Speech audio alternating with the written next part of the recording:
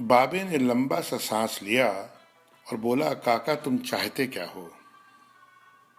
میں نے عرض کیا کہ واقعی آپ کو سونا بنانا آتا ہے؟ بابے نے خالی خالی آنکھوں سے مجھے دیکھا اور کہا، ہاں میں نے جوانی میں یہ ہنر سیکھا تھا۔ میں نے عرض کیا کہ کیا آپ مجھے یہ نسخہ سکھا سکتے ہیں؟ بابے نے میری طرف گھور کے دیکھا اور کہا کہ تم یہ سیکھ کے کیا کرو گے؟ میں نے عرض کیا میں دولت مند ہو جاؤں گا۔ بابے نے زوردار قہقہہ لگایا اور کافی دیر تک ہنستا رہا۔ جب وہ ہنستے ہنستے تھک گیا تو بولا، تم دولت مند ہو کر کیا کرو گے؟ میں نے جواب دیا، میں دنیا بھر کی نعمتیں حاصل کروں گا۔ بابا نے کہا کہ چلو یہ نعمتیں تمہیں حاصل بھی ہو گئیں تو پھر کیا کرو گے؟ میں نے جواب دیا، میں خوش ہوں گا اور مجھے سکون ملے گا۔ اس نے مسکراتے ہوئے میری طرف دیکھا اور کہا، گویا تمہیں سونا اور دولت نہیں، سکون چاہیے۔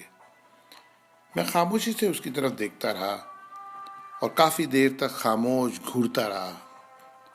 بابے نے مجھے جھنجھوڑا اور کہا، دراصل تم سکون اور خوشی کی تلاش میں یہاں آئے ہو۔ میں اس وقت کیونکہ ایک نوجوان تھا اور باقی نوجوانوں کی طرح یہی سمجھتا تھا کہ دولت ہی سکون اور خوشی حاصل کرنے کا ذریعہ ہے، لیکن بابے کی باتوں نے مجھے کچھ الجھا سا دیا تھا۔ اسی الجھن میں میں نے ہاں کر دی۔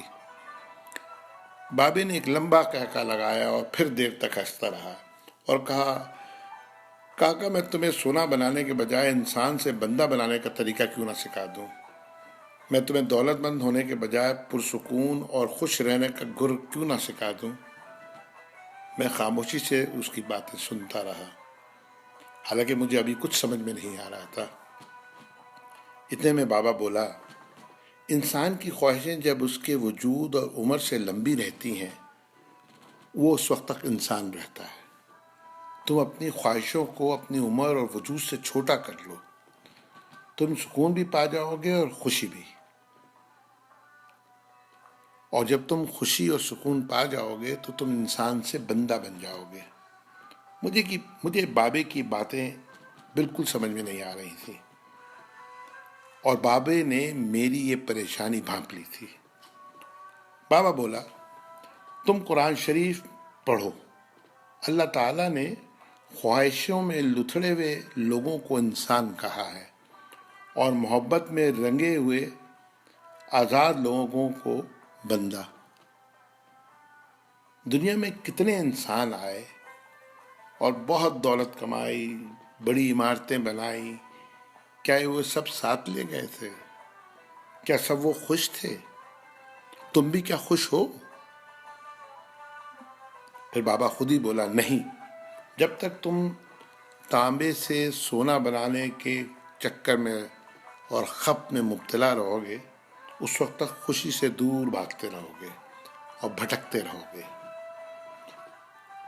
پھر بابے نے ایک چھوٹی سی ٹہنی سے زمین پہ رگڑنا شروع کیا اور کہا، لو میں تم کو انسان سے بندہ بنانے کا نسخہ بتاتا ہوں۔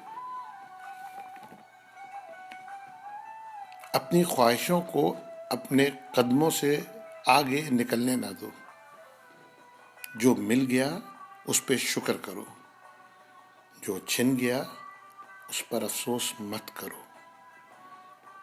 جو مانگے اسے دے دو، جو بھول جائے اسے بھول جاؤ۔ دنیا میں بے سامان آئے تھے اور بے سامان ہی واپس جاؤ گے۔ سامان جمع کرنے کی فکر نہ کرو۔ جسے خدا ڈھیل دے رہا ہے اس کا کبھی احتساب مت کرو۔ بلا ضرورت سچ بھی فساد ہوتا ہے۔ جو پوچھے تو سچ بولو، جو نہ پوچھے تو خاموش رہو۔ دینے میں خوشی ہے اور وصول کرنے میں غم۔ دولت کو روکو گے تو خود بھی رک جاؤ گے۔ چوروں میں رہو گے تو چور ہو جاؤ گے۔ اللہ راضی رہے گا تو جگ راضی رہے گا۔ وہ ناراض ہوگا تو نعمتوں سے خوشیاں اڑ جائیں گی۔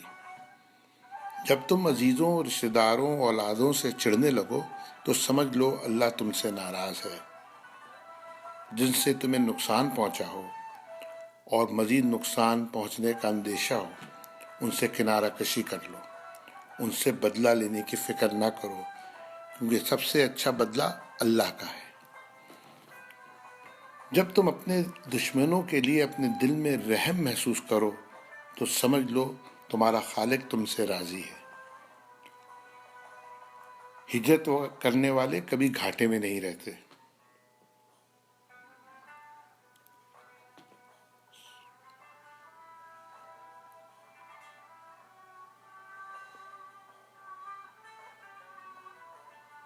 بابے نے پھر میرے کندھے پہ ہاتھ رکھا اور کہا، جاؤ، بس ایک چیز کا دھیان رکھنا، کبھی کسی کو خود سے نہیں چھوڑنا، دوسروں کو فیصلہ کرنے کا موقع دینا، یہ اللہ کی سنت ہے۔ اس نے کبھی اپنی مخلوق کو تنہا نہیں چھوڑا، مخلوق اللہ کو چھوڑتی ہے۔ اور دھیان رکھنا،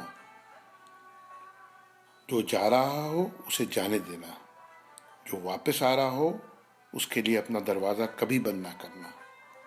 یہ بھی اللہ کی عادت ہے، وہ واپس آنے والوں کے لیے اپنا دروازہ ہمیشہ کھلا رکھتا ہے۔ تم یہ کرتے رہنا، تمہارے دروازے پہ ہمیشہ میلہ لگا رہے گا۔ یہ اقتباس ہے جس کے مصنف سے میں بالکل نابلد ہوں، لیکن اس کا عنوان تھا کیمیا گر۔ اللہ تعالی ہم سب کو انسان کے بجائے بندہ بنا دے، آمین۔